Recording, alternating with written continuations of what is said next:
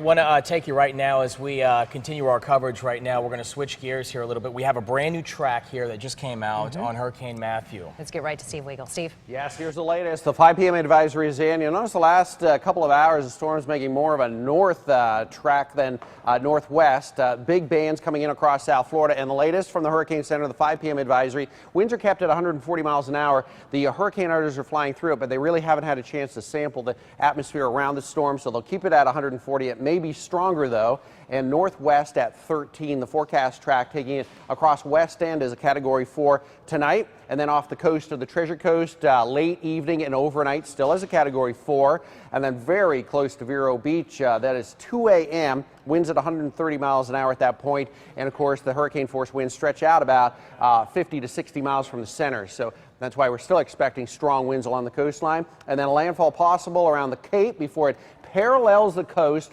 all the way up in toward the Carolinas. There's Charleston, Category 1, and then a big wraparound, a storm coming back down into the Bahamas, potentially as a tropical storm. That's the official forecast, but almost in the same place it is right now. And this is Tuesday.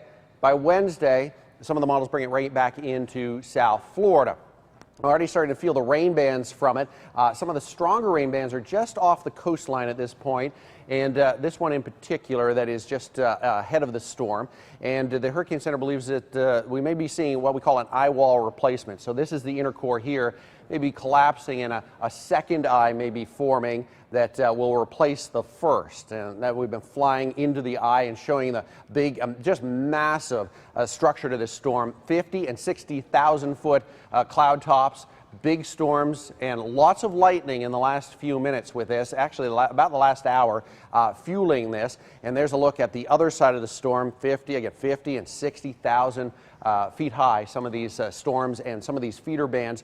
And there's one look. There's a very powerful line of rain and wind right there, and another one working across our area. We've already, almost everyone at this point has experienced 40 and 50 mile an hour winds. And this rain band here, this feeder band, is about just a little under 60 miles away from South Florida. So this is one of our next ones to move in. What happens here, don't be fooled. You'll watch this and expect this to come in, but the feeder bands will form ahead of this too. Kind of one right there, and we'll see this area just ahead of this band develop even sooner. So our next wave will have one wave of very strong winds after another for the next couple, 24 hours at least. So the tropical storm force winds are already into South Florida. Almost everyone, as I said, in our viewing area has experienced over 40 mile an hour winds.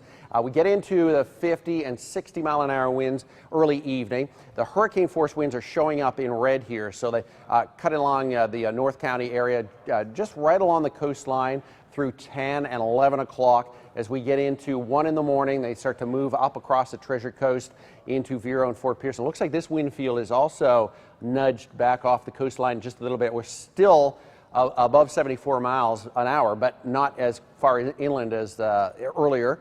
And then everything's starting to pull off toward Melbourne after that. That'll be tomorrow morning. So power outages still look impressive, at least the probability for power outages the next 24 hours. You can see anywhere from high to very high in northern Palm Beach County, back around the lake quite a bit less, and pockets around Vero and around Port St. Lucie and Jensen Beach, and also down around Hope Sound and all the way up through Sebastian. These dark red areas where we can see very high probability of power outages. So batteries and flashlights needed. James Whelan's here with me, and more on the kind of local effects of what we can expect tonight and tomorrow.